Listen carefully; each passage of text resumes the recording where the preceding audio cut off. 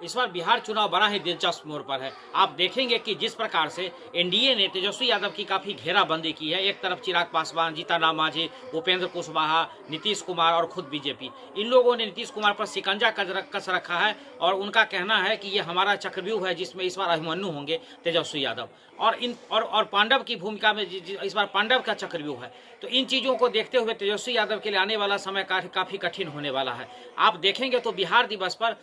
जिस प्रकार से बीजेपी ने पूरे देश में एक कार्यक्रम 86 जगहों पर एक कार्यक्रम किया था। इसमें बिहार के जो पलायन करके लोग यहाँ से बाहर गए हैं उनके साथ उनकी मीटिंग की और 86 जगहों पे बिहार दिवस मनाया गया। और बिहार दिवस मनाने का उनका मुख्य मुद्दा यही था कि सब लोगों को एकत्रित करना और उनको जानकारी देना कि आगामी चुनाव में कैसे बिहार को बदलना है। इन चीज़ों को लेकर के हाँ, इसमें एक और एक अहम जानकारी कि उन लोगों को जंगल राज की याद दिलाई गई कि जंगल राज 1990 से लेकर 2005 तक का बिहार कैसा था, क्योंकि इस बार 40% ऐसे मतदाता है जिन्होंने जंगल राज नहीं देखा था, यानी युवा ऐसे मतदाता जो उस समय काफी छोटे थे।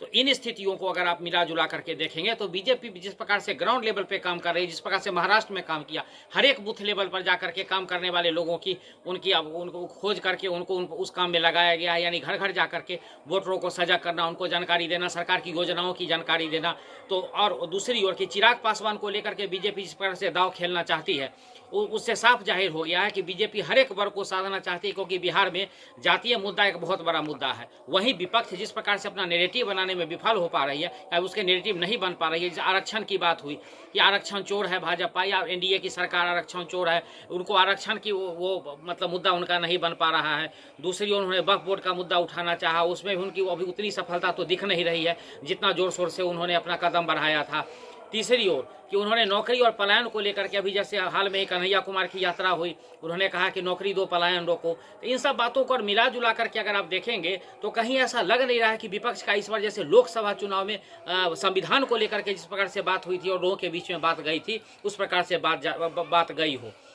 तो अगर पूरे बिंदु पर अगर चर्चा करेंगे तो नीतीश कुमार भी इस बार कमर कस चुके हैं और विधानसभा में राबड़ी देवी के साथ जब उनकी तूतू में होती थी और जिस प्रकार से बहस में जंगल राज की चर्चा होती थी, तो यानी चुनाव होगा तो जंगल राज के मुद्दे पर ही होगा कि किस प्रकार से बिहार को सही ढंग से रखा जाए या बिहार का विकास किया जाए, डबल इंजन की सरकार किस प्रकार से काम करेगी। तो इन तमाम चीज़ों को देखते हुए आप ये साफ मान के चलिए कि इस बार चुनाव का मुद्दा क्या होगा, जो हम रोज के कार्यक्रम में लगभग बता रहे हैं कि जंगल राज ही इस बार मुद्दा होने वाला है। दूसरी बात कि पलायन जैसे मुद्दे को रोकने के लिए इस बार सरकार कुछ ऐसे कदम चुनाव से पहले, और चुनाव का टाइमिंग जो होगा बिल्कुल दीपावली के बाद होने जा रहा है चुनाव, और इस बार मान के चलिए कि एक फेज में ही चुनाव हो जाए बिहार में महाराष्ट्र की तरह। इस बार ज़्यादा, जैसे पिछली बार 3 फेज में हुआ था वैसा न होकर के इस बार एक फेज में ही चुनाव होने जा रहा है, जैसे अब तक की खबर है। तो इन बातों को मिला जुला करके देखें तो एनडीए इस बार काफ़ी कमर कस चुकी है, यानी बिहार चुनाव को इतना सीरियस मुझे नहीं लगता है। जो पत्रकारिता की राजनीति में जब तक मैं,